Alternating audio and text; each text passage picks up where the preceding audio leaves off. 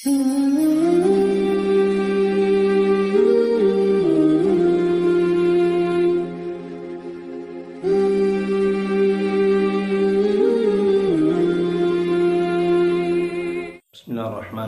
نحمدہ ونصلی علی رسول الکریم اما بعد۔ پہلے ایک آدھا حدیث شروع کی تھی 40 احادیث کے بارے میں کہ آپ بھی یاد کریں، چھوٹی چھوٹی حدیثیں ہیں، انشاءاللہ بہت اجر ملے گا، اس کی فضیلت بہت زیادہ ہے۔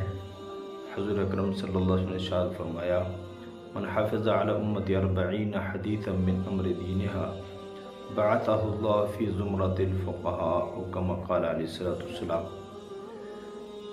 اس طرح بہت سارے راویوں سے مرفوع ہے، صحابہ سے، اگرچہ بعض رات نے اس میں کلام کیا ضعیف ہے، لیکن فضائل میں ضعف کمزور ہو جائے، کم ہو جاتا ہے، اور اسی طرح جو ہے راویوں کی کثرت کی وجہ سے کہ جو بھی شخص میری امت کے فائدے کے لیے، میری امت کے لیے 40 احادیث اس کے دین کے معاملے میں کسی بھی شعبے میں حفظ کرے گا، یاد کرے گا اور امت کو فائدہ پہنچائے گا، اسے اللہ تعالیٰ قیامت کے دن اس کو فقہاء، علماء اور شہداء میں اٹھائیں گے۔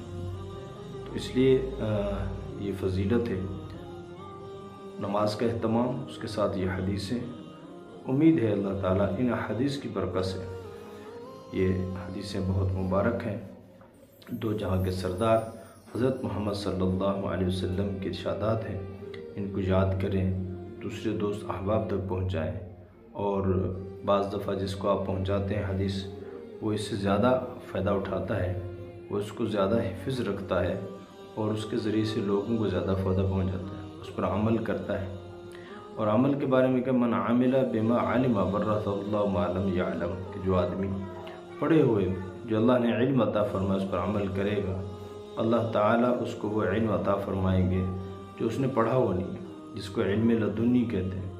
اس لیے یہ احادیثیں مختصر ہیں، ان کو یاد کریں، آگے پہنچیں۔ ایک حدیث میں سنا دیتا ہوں کہ جو الجوامع الکلم میں ابتدائی حدیث ہے، انما الاعمال بالنیات، کہ تمام اعمال کا دار و مدار نیتوں پر ہے۔ کوئی بھی عمل خود نہ چھوٹا ہوتا ہے نہ بڑا ہوتا ہے، نیت اس کو بڑا بھی بنا دیتی ہے، چھوٹا بھی بنا دیتی ہے۔ اگر اللہ کے لیے کیا جائے گا اور اللہ کے رسول کی حدیث کی نیت سے کیا جائے گا، امت کو فائدہ پہنچانے کے لیے، اس پر عمل کرنے کی نیت سے اگر یہ عمل حدیث یاد کی جائے گی، کوئی بھی عمل کیا جائے گا، اللہ تعالیٰ اس کو کیا کریں گے، بڑھا چڑھا کر اس کا اجر اور بدلہ عطا فرمائیں گے۔ اور چھوٹا بھی بنا دیتی نیت کہ اس کو دکھاوے کے لیے لوگ کیا کہیں گے، عالم کہیں گے، حافظ کہیں گے، دین کے کام کرنے والا داعی مبلغ کہیں گے، تو اس کے فوائد بھی بہت ہیں۔ تو اس لیے ہم ہر عمل سے پہلے اپنی نیت کو ٹٹولیں کہ میری نیت کیا ہے۔ اللہ تعالیٰ ہمیں صحیح نیت کے ساتھ عمل کرنے کی توفیق عطا فرمائے۔ انما الاعمال بالنیات۔ اللہ تعالیٰ ہم سب کو عمل کی توفیق عطا فرمائے۔ وآخر دعوانا الحمدللہ رب العالمین۔